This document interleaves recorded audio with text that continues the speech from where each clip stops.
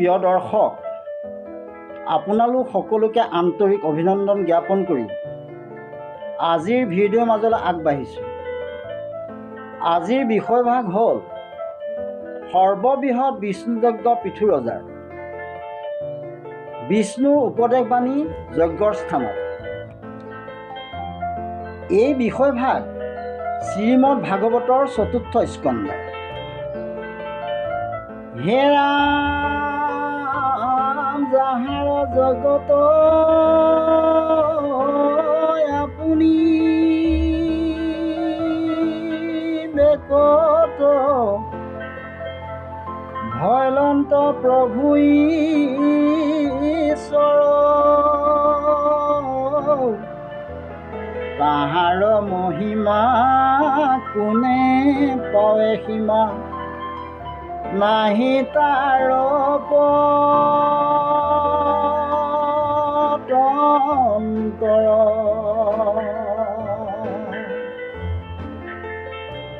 পাছে নাৰায়ণে বুলিলা বচন, পৃথু নিপতিৰ পতি, শুনা পৃথুৰায় মোৰ অভিপ্ৰায়, তোমাত কহু যুগুতি।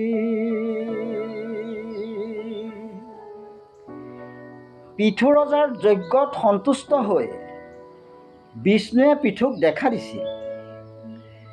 বিষ্ণুৱে পৃথু ৰজাক কৈছিল, হে ৰজা পৃথু, মোৰ কথা শুনা। মোৰ যজ্ঞত ইন্দ্ৰই বাধা প্ৰদান কৰাত তুমি বেয়া ভাৱ নাৰাখিবা। যিয়ে হিংসাৰ আশ্ৰয় লয় তেওঁ দুৰ্জন আৰু অবোধ। যিয়ে কোনো প্ৰাণী হিংসা নকৰে, নিজকে নিজে প্ৰশংসা নকৰে, কাৰো লগত বেয়া ভাৱ নাৰাখে, মন পবিত্ৰ হৃদয়ত সদায় ঈশ্বৰক ধ্যান কৰে, তেওঁক মহন্ত বোলা হয়। তেওঁ মহাপুৰুষ। মহন্তসকলে সকলো জীৱৰ আত্মাক নিজৰ আত্মাৰ দৰে ভাবে। দেহ পৃথক আৰু আত্মাৰ মৰণ নাই। জীৱৰ দেহান্তৰহে হয় বুলি মহন্তসকলে বুজি পায়। তোমাৰ দৰে মহন্তকো মায়ে মোহিত কৰে। সেইবাবে কৰ্ম, ধৰ্ম, যজ্ঞ, তপস্যা, ব্ৰত আদি পৃথক পৃথক হৈ থাকে। মায়াত মোহিতসকলে একমাত্ৰ শ্ৰম কৰে, কিন্তু মনৰ আশা পূৰণ নহয়। হে পৃথু, তোমাক দেহৰ লক্ষণৰ কথা কওঁ শুনা।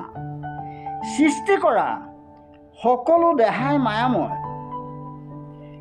দেহৰ বাবেই কামনা কৰা কৰ্মক অবিদ্যাই আৱৰি থাকে। এই কথা জানি মহাজনসকলে পুত্ৰ, পৰিবাৰ, দেহ, সম্পদ, বিভূতি আদিবোৰত আসক্ত নহয়। সকলো পৰিত্যাগ কৰি ঈশ্বৰক ধ্যান কৰে।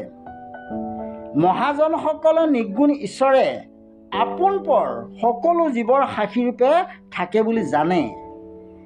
যিয়ে ঈশ্বৰক হৃদয় স্থান দি একান্ত মনে ঈশ্বৰক ধ্যান কৰে, তেওঁ কোনো দুখ দুৰ্গতি নহয়। তেওঁ সুখেৰে সংসাৰ সাগৰ পাৰ হ'ব পাৰে।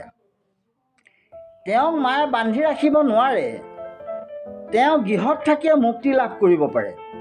হে পৃথু ৰজা, নিজ ধৰ্ম পালন কৰি মোক আৰাধনা কৰাসকলৰ ক্লেশ আঁতৰি যায়। কিন্তু ফল বাঞ্ছা নকৰি ঈশ্বৰক সকলো কৰ্ম অৰ্পণ কৰিব লাগে। তেতিয়াহে শুভ ফল লাভ কৰিব পাৰি।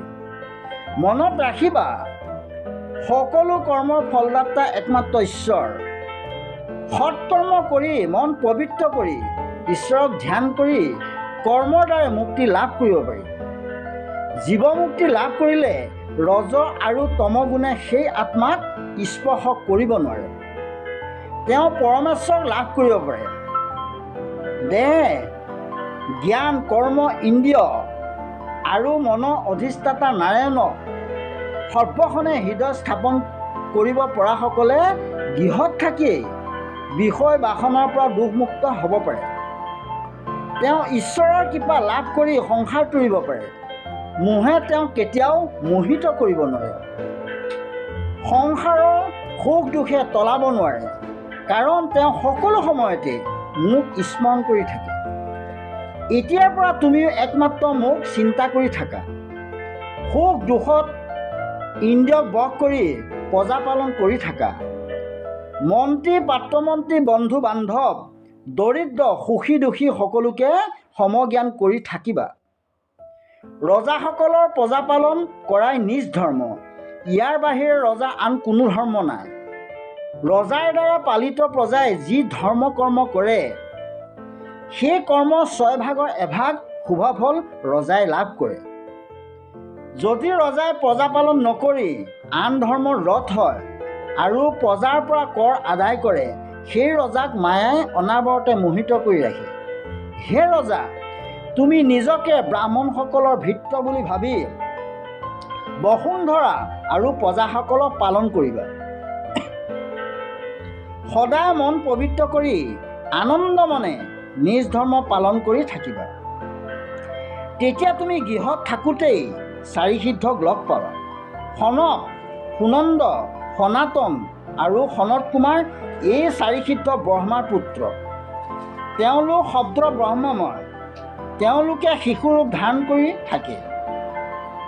তুমি হঠাতে তেওঁলোকক লগ পাবা আৰু তেওঁলোকৰ দ্বাৰা বহু সম্ভাষণ লাভ কৰিব পাৰিবা। তেওঁলোকক লগ পালে তোমাৰ সৰ্বকৰ্ম সিদ্ধি হ'ব আৰু তোমাৰ মন পবিত্ৰ হ'ব। হে পৃথু ৰজা, এতিয়া তুমি কি বৰ লাগে কোৱা, মই তোমাক অভিলষিত বৰ প্ৰদান কৰিম। পৃথু ৰজাই বিষ্ণুৰ কথা শুনি কৈছিল, হে প্ৰভু, মোক বৰ নালাগে। তোমাৰ দৰ্শন লাভ কৰি যি আনন্দ লাভ কৰিলোঁ, সেই আনন্দ কোনোদিনে লাভ কৰিব নোৱাৰিম। বিষ্ণুৱে পুনৰ কৈছিল, হে ৰজা, মোক আন যজ্ঞ তপস্যা ব্ৰত আদিয়ে সন্তুষ্ট কৰিব নোৱাৰে। মনত সমভাৱ ৰাখি মোক ভক্তি কৰিলেহে মই সন্তুষ্ট হওঁ। মই ভকতৰ বৈশ্য, গতিকে তুমি মন স্থিৰ কৰি মোক ভক্তি কৰি থাকিবা। তুমি মোৰ অংশৰ পৰা জন্ম লাভ কৰিছা। তুমি আৰু মই পৃথক নহয়। তুমি দুষ্টক দমন আৰু সন্তক পালন কৰি প্ৰজা পালন কৰি থাকিবা। এইদৰে প্ৰভু ভগৱন্তই কৈ অন্তৰ্ধান হৈছিল। আজি ইমানতেই সামৰণি মাৰিছোঁ।